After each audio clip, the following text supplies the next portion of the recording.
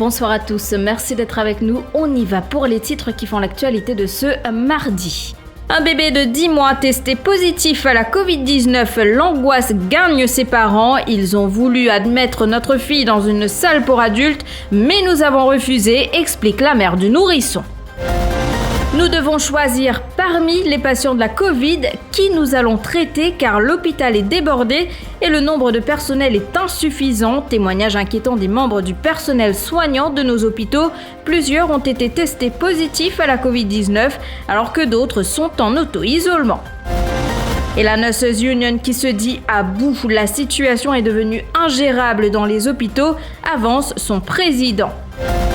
Père et fils sont testés positifs et sont admis à l'hôpital le même jour. Ils décèdent à quelques jours d'intervalle. Hussein Meglol, 78 ans, a rendu l'âme hier, une semaine après que la Covid-19 a emporté son Benjamin de 32 ans.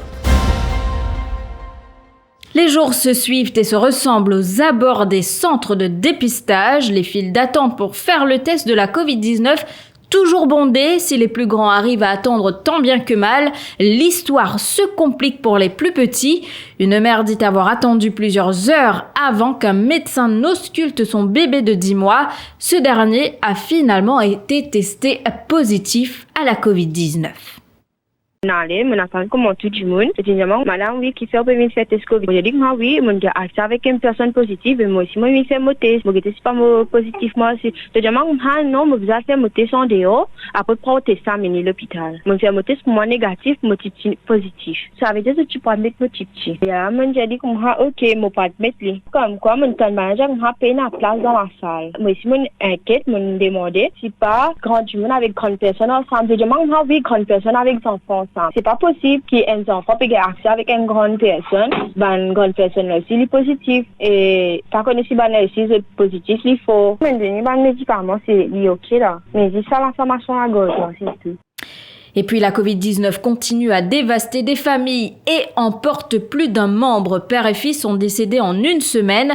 Hussein Meglol, 78 ans, a rendu l'âme hier. La Covid-19 a eu raison de lui une semaine après que son Benjamin, Munawar Meglol, 32 ans, a été emporté par la maladie. Ces deux habitants de Richmar avaient été admis à l'hôpital le même jour. Naïd, un proche de la famille, raconte que c'est son cousin qui avait été admis en premier le 7 novembre dernier à l'hôpital Bruno Chang à Flac.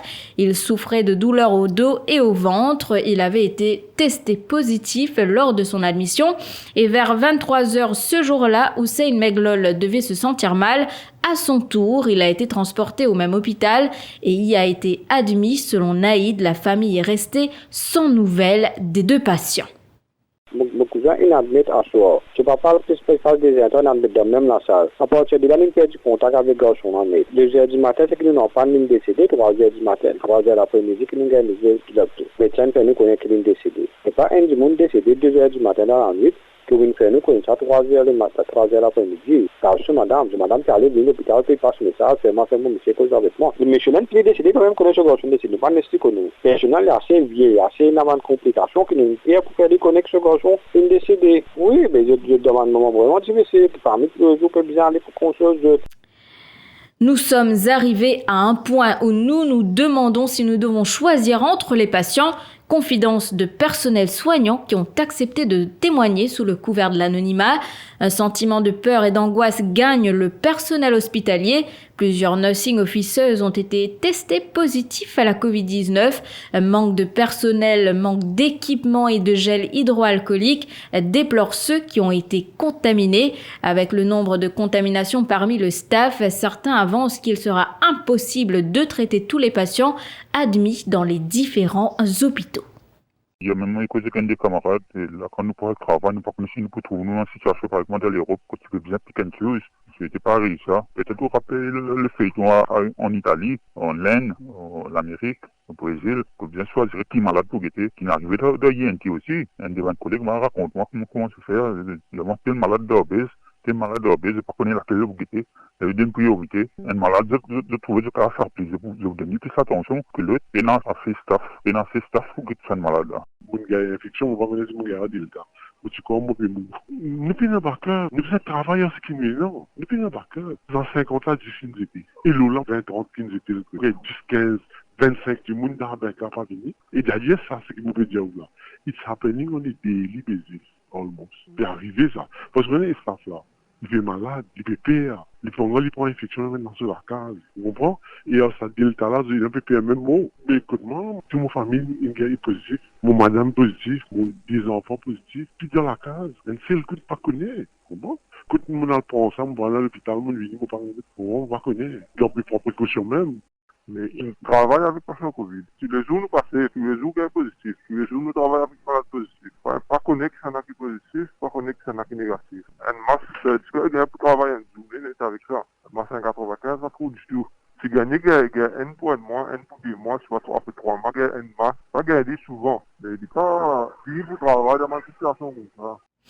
Et la Nurses Union qui se dit à bout, la situation est ingérable dans les hôpitaux en raison du manque d'effectifs, d'autant qu'une trentaine de personnels médicaux sont contaminés et 3 d'entre eux se trouvent dans un état sérieux, constat alarmant du président du syndicat face à la presse ce matin.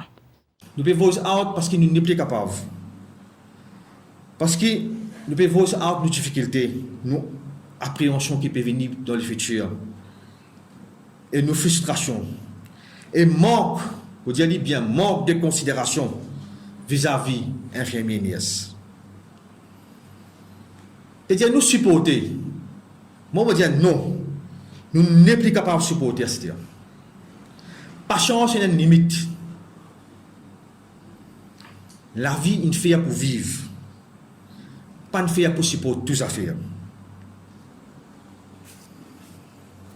Pour terminer, nous utilisons une lettre au PMO avec le Prime Minister's Office.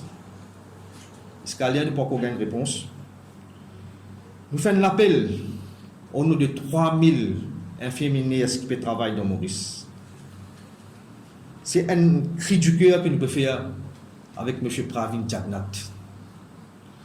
Donne-nous un rendez-vous juste pour 10 à 15 minutes.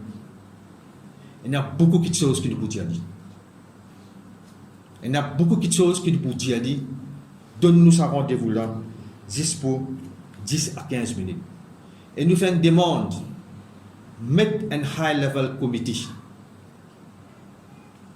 Appelle-nous, nous sommes capables d'exposer tous nos problèmes, que nous sommes capables de régler beaucoup de situations que nous sommes capables de donner un incentive pour tous nos infirmiers. Mais la réplique de Kailesh Jagatpal ne s'est pas fait attendre à une question du député Ritesh Ramphal au Parlement aujourd'hui sur un éventuel manque d'effectifs et de burn-out des staffs dans les hôpitaux. Le ministre de la Santé a répliqué qu'il faudrait consulter le nombre d'absentéismes et de vacation leave qui, dit-il, crée un manque d'effectifs artificiel. Il devait ajouter que les procédures ont été enclenchées pour recruter du personnel médical étranger. I haven't listened to the unions, what they've said, but at least I can inform the House that on a daily basis, the absentees of the staff there are many absentees of the staff. We have to look at the picture. It's only just looking at the number of staff present, the number of absences, the number of staff on vacation leave, the number of staff on staff leave, that created the artificial shortage of staff. If we will consider all, I hope that the unions, whoever been the porte-parole of the union, he should have given you the whole picture and saying that yes, if today we have a shortage of staff, but this is also, we have to account how many absences we have daily, and somewhere nursing staff, there is also that bank nurses, that is you can do extra duties. You have to get all those information. But nevertheless, the ministry has already initiated procedures for recruitment of foreign staff through the Ministry of Labour. Et un peu plus tôt ce matin, lors de la Private Notice Question, le leader de l'opposition a été catégorique. 92% des personnes intubées à l'hôpital INT n'ont pas survécu. Xavier-Luc Duval parle de failles dans le traitement de la Covid-19. Kailesh Dagatpal rétorque que les traitements appropriés sont prodigués aux patients. Il indique que 171 personnes placées sous oxygène ont guéri. Le ministre de la Santé affirme que le nombre de patients placés sous respirateur artificiel est très minime. 92% of the people who are intubated at ENT die. This is far, far higher than the world average rates and far higher. And I will table a study, Mr. Speaker. For instance, the USA, only 30% death rate. UK, only 45% death rate. Italy, 45, half, Mr. Speaker, Mr. Deputy Speaker. So I will ask the Honourable Minister, what are we doing that is wrong? Why is it that twice the percentage, twice the number of bodies are being carried away from ENT, ICU, intubated, than what should be? That is my first question. Thank you. Patients been followed from the beginning and the treatment been given, and only on the last stage that these patients are being placed on ventilators because appropriate treatment has been given to them. That's why we don't have that many patients. The question should have addressed to me like that. Why only less patients being placed on ventilators? Because the treatment been given before these patients reach that stage and that treatment being adequate. Le recrutement d'experts internationaux en réanimation plus que jamais nécessaire pour sauver la vie des Mauriciens. Plaidoyer du leader de l'opposition face à la presse cet après-midi. Xavier-Luc Duval a de nouveau réclamé la démission du ministre de la Santé qui l'accuse de manipulation des chiffres. 99 décès liés à la Covid-19 en une semaine, c'est alarmant, dit-il. Nous avons tous ceux qui ont été advisors sur l'étranger. Il y a des gens qui sont 99 gens qui sont dans une semaine. Je me demandé là, faire un expert étranger venir payer ce qu'il besoin payer. Sorti l'Inde, c'est un très bon côté navigable. L'Amérique, l'Europe, n'importe quoi ça, la Réunion même. Plusieurs personnes viennent pour aider nous, sauver la vie par le Mauricien.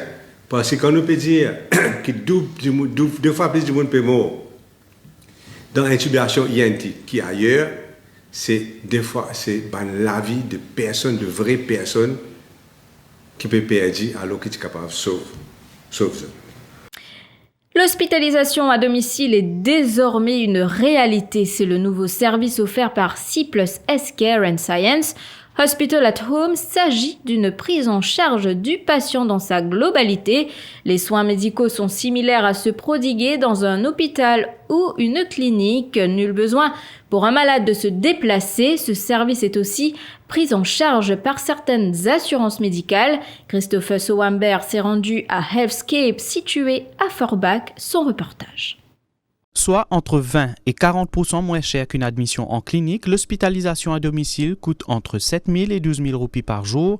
Ce service comprend notamment un lit médicalisé, une pompe à perfusion ou encore un healthcare assistant en permanence. Alors les avantages principaux, c'est déjà être hospitalisé, surtout en ce moment en temps de Covid, c'est perturbant, ça peut être inquiétant pour une personne âgée ou pour un enfant, mais pour un adulte aussi. Donc rester chez soi dans un environnement familier, c'est déjà un atout de l'hospitalisation à domicile. L'avantage, c'est aussi un avantage de coût, puisque les infrastructures sont plus légères, on est au domicile du patient, donc évidemment ça coûte beaucoup moins cher que la même hospitalisation dans une clinique privée. Mais on veut rendre les choses simples, donc on a mis des systèmes de package en place, c'est-à-dire que le patient connaît, all inclusive, quel est son tarif, quel que soit le nombre de consommables qu'on va utiliser. Le médecin traitant reste en contact permanent avec l'équipe pluridisciplinaire. Celle-ci reste disponible 7 jours sur 7, 24 heures sur 24, en cas d'éventuelle urgence, précise le docteur Vicky Naga, le chef du service. L'hospitalisation à domicile, le Hospital at Home, peut prendre en charge ce type de patient à condition qu'il soit médicalement stable. C'est-à-dire que ça ne doit pas nécessiter un setup d'un ICU, d'un Intensive Care Unit. Si le patient est stable, on pourrait le prendre en charge au domicile.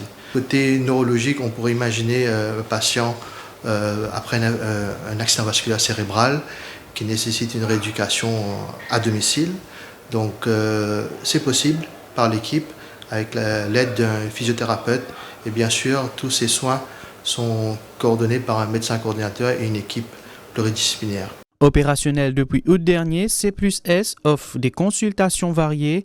Ce service est spécialisé dans le domaine de la cardiologie, la dermatologie ou encore la pédiatrie, explique Wendy Wong, Healthcare Unit Manager. On propose à la population mauricienne et étrangère des consultations diverses et variées telles que la cardiologie, la pneumologie, la médecine générale, la pédiatrie, la dermatologie, entre autres, avec un plateau technique de pointe, un service d'imagerie avec une machine X-ray, un CT scan de 128 barrettes et un échographe G-Logic avec plusieurs sondes. Donc tout ce plateau technique permet d'avoir un diagnostic plus affiné de par nos spécialistes et de par notre plateau technique pour avancer, pour affiner le diagnostic de différentes maladies à Maurice. C+S Care and Science compte étendre son service. Un bloc opératoire est actuellement en construction et devrait voir le jour l'année prochaine. Je vous retrouve après la pub.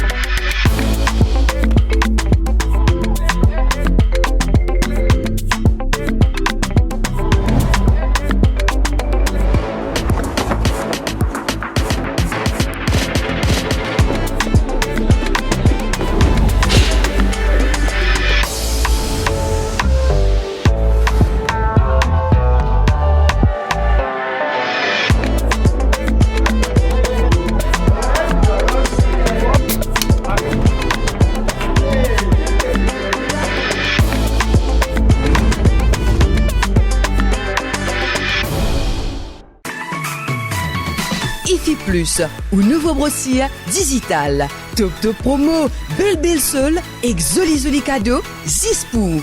Depuis ou portable, ou tablette, ou soit ou ordinateur, nectap www.iflip.mu. Et c'est l'adresse www.iflip.mu. IFI Plus, lien service, le défi Media Group. IFI Plus, where tradition meets technology. Where tradition meets technology.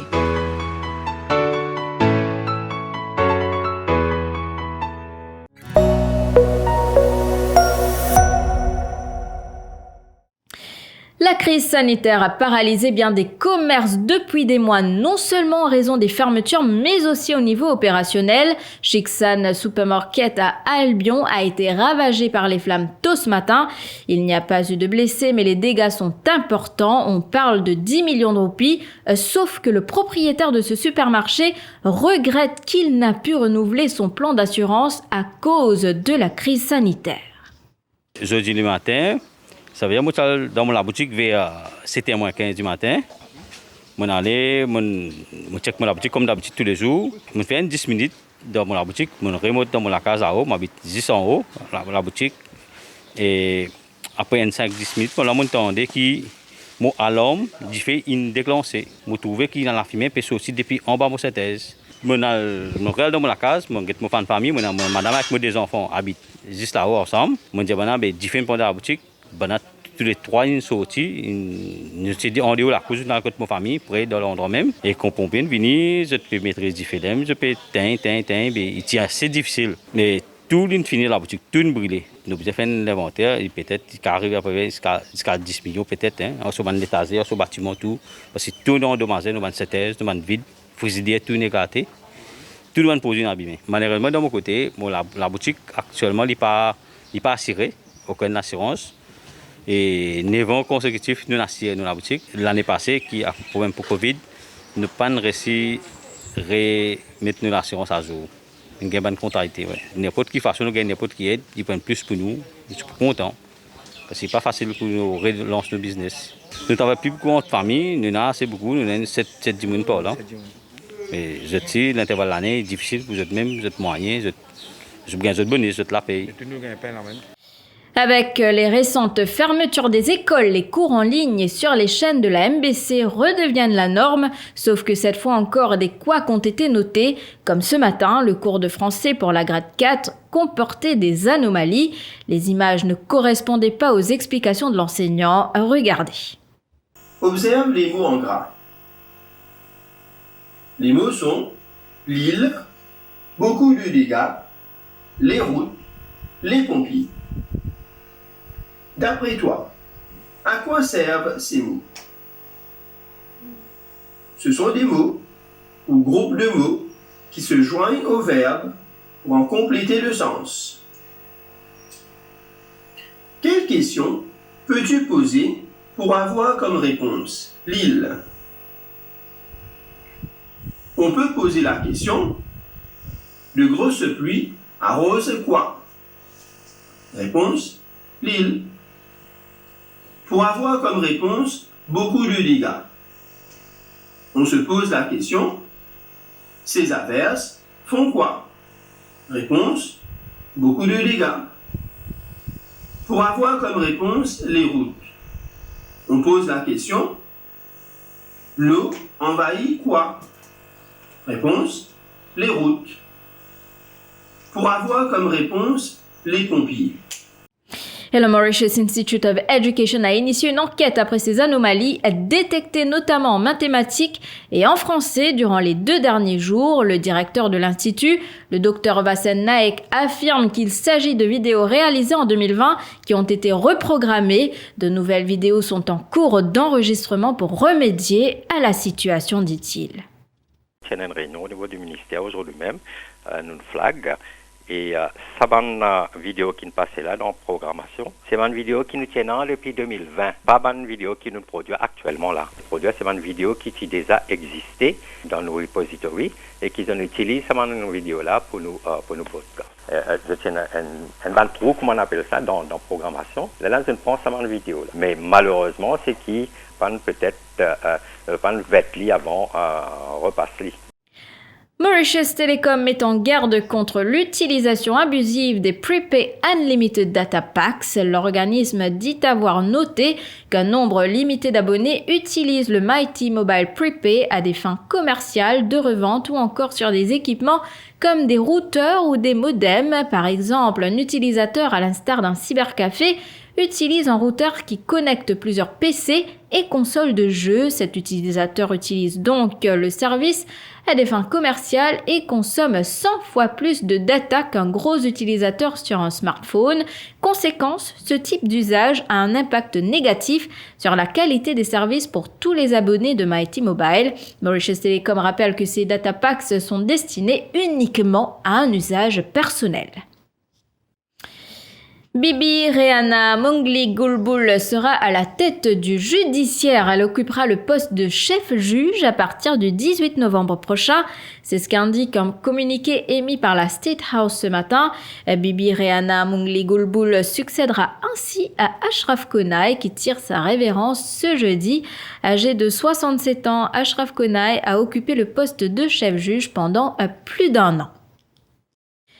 L'affaire de contestation de la constitutionnalité de l'article 250 introduite par Abdul Ridwan Firaz Asik en 2019 a été prise sur le fond ce mardi en Cour suprême. La Cour a entendu les témoignages d'Abdul Ridwan Firaz Asik et de Nicolas Ritter. Ils sont défendus par maître Gavin Glover. Selon eux, l'article 250 contrevient à plusieurs droits fondamentaux constitutionnels, notamment à ceux de l'égalité, de la vie privée, de la liberté d'expression, de la liberté personnelle, de la protection contre la discrimination et la protection contre tout traitement inhumain et dégradant. Très content de la journée d'aujourd'hui, ça a été riche en émotions, stressant forcément, mais en tout cas je suis très content de cette journée historique d'aujourd'hui. On est passé en cour et je prie pour que la cour effectivement tranche en notre faveur parce que vivre avec cette menace, cette épée Damoclès sur la tête tous les jours n'est vraiment pas évident, car la section 250 est vraiment dure à porter sur les épaules, sachant que voilà, on vit dans cette peur constante d'être arrêté à n'importe quel moment dans la vie, juste pour être ce qu'on est. Et bien sûr, ça met aussi en péril ma liberté qui est aussi garantie par la même Constitution. C'est ici que prend fin cette édition. Merci de l'avoir suivi. Je vous souhaite de passer une excellente soirée sur Télé+.